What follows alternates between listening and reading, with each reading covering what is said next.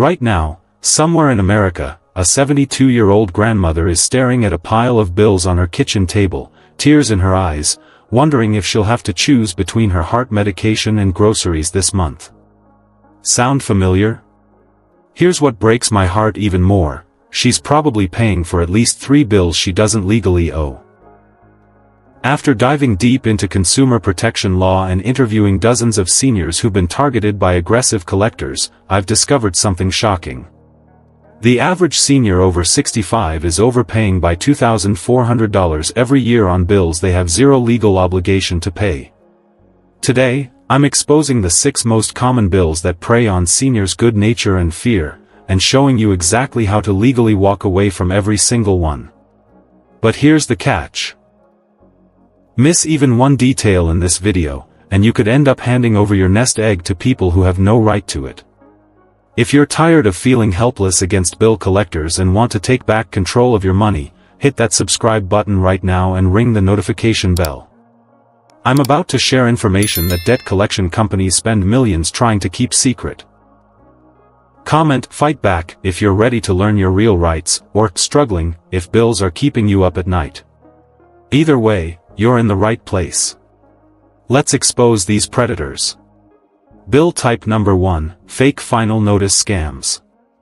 Picture this: you get a bright red envelope marked final notice, immediate action required.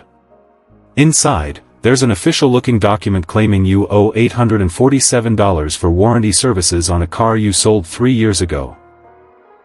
Your heart starts racing because nobody wants their credit ruined, right? Here's what they're not telling you: this is one of the fastest-growing scams targeting seniors, and it's completely fake. These criminals buy old vehicle registration data and create phantom warranty bills, counting on your fear to make you pay immediately. But here's where it gets brilliant from a legal standpoint: they use specific psychological triggers. The red envelope creates urgency. The final notice language suggests you've ignored previous bills. And the amount is just small enough that many seniors think, I'll just pay it to make it go away. Don't fall for it. Real warranty companies must provide you with the original contract you signed, proof of services rendered, and a complete payment history. If they can't produce all 3 documents with your actual signature, you don't owe them a penny. Here's your action plan. First, never pay any bill that arrives as a final notice without seeing previous statements. Second, demand they mail you copies of all original paperwork with your signature. Third, ask for their business license number and verify it with your state's business registry. Fourth, if they refuse any of these requests, report them immediately to the Federal Trade Commission. One senior I spoke with saved $1,200 by simply asking for the original contract. The scammer hung up and never called back. That's the power of knowing your rights. Bill type number 2, adult children's abandoned accounts. Here's a heartbreaking scenario that's becoming more common. Your 45-year-old son moved back home 2 years ago during a rough patch, then got back on his feet and moved out. 6 months later, you're getting collection calls about his unpaid cell phone bill, gym membership, and credit card debt.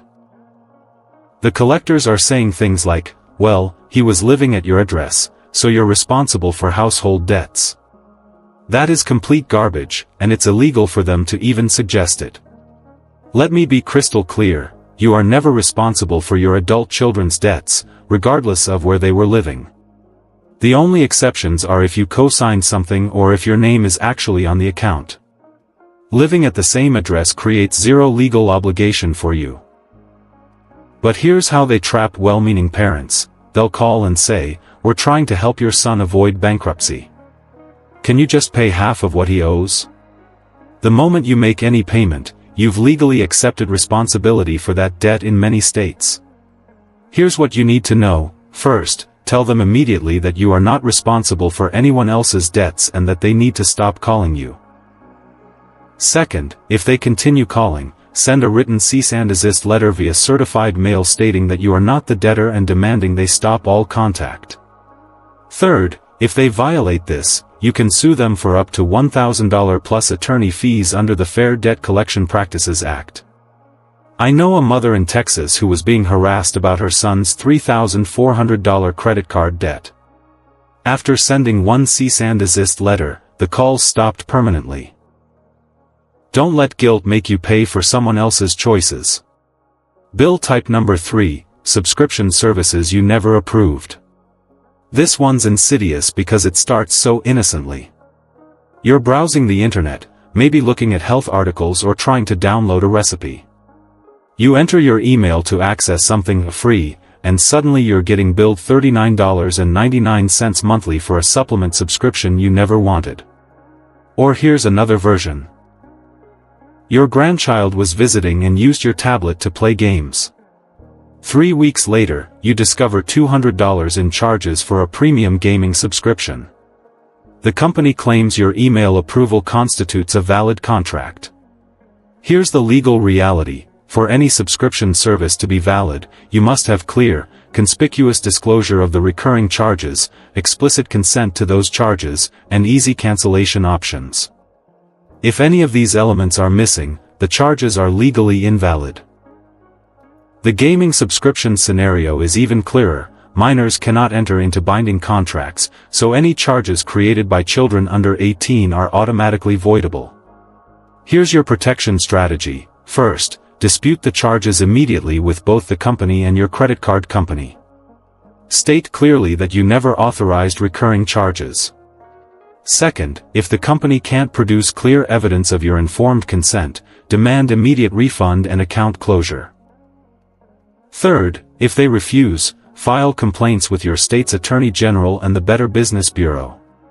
Fourth, consider disputing the charges with your bank as unauthorized transactions. One senior saved $480 by challenging a supplement subscription. The company couldn't prove she had agreed to monthly charges, so they refunded everything and closed the account. These companies rely on people not fighting back, but when you do, they often fold immediately. If you're learning strategies that could save you serious money, smash that like button and comment "money saved" so I know these tips are helping. We're about to cover the 3 most expensive bills seniors wrongly pay. Bill type number 4, inflated emergency room fees. Emergency rooms are supposed to save lives, not destroy finances. But here's what many seniors don't realize. Hospitals routinely overcharge for emergency services, especially when you're stressed, scared, and not thinking clearly about billing. Here's a real scenario. You fall at home and hit your head. Your daughter rushes you to the ER. You wait 4 hours, see a doctor for 10 minutes, get 3 stitches, and receive a bill for $8,400. The itemized statement shows charges like $200 for aspirin and $1,200 for facility usage, even though you were in a hallway most of the time. Many seniors assume that if it's a hospital bill, it must be correct. Wrong. Hospital billing errors occur in over 80% of bills, and emergency room charges are the most inflated of all. Here's what you need to know. Emergency room bills must be itemized and reasonable. Charging $200 for 2 aspirin tablets is legally considered price gouging in many states. You have the right to request detailed billing codes, negotiate based on your insurance coverage, and challenge any charges that seem excessive. Your action plan: first, always request an itemized bill with specific medical codes for every charge. Second, research what Medicare or insurance typically pays for those same codes. If you're being charged 10 times more, that's a red flag. Third, negotiate based on your financial situation and ability to pay. Most hospitals have charity care programs that can reduce bills by 50 to 90%. Fourth, if they refuse to negotiate reasonable charges, contact your state's hospital billing ombudsman. One senior had her $12,000 emergency room bill reduced to $800 after challenging excessive facility fees and medication markups. Hospitals count on people not questioning their bills, but when you do, they often slash prices dramatically. Bill type number 5, expired debt collection attempts. Here's something that happened to a 78-year-old man I'll call George. He answered his phone to hear, this is advanced recovery systems. You owe $1,847 on a JCPenney credit card from 2011. We need payment immediately or we'll be forced to take legal action. George panicked. He did remember having a JCPenney card years ago, though he couldn't recall the exact amount. Fearing a lawsuit, he agreed to pay $200 immediately and set up monthly payments for the rest. Here's what George didn't know.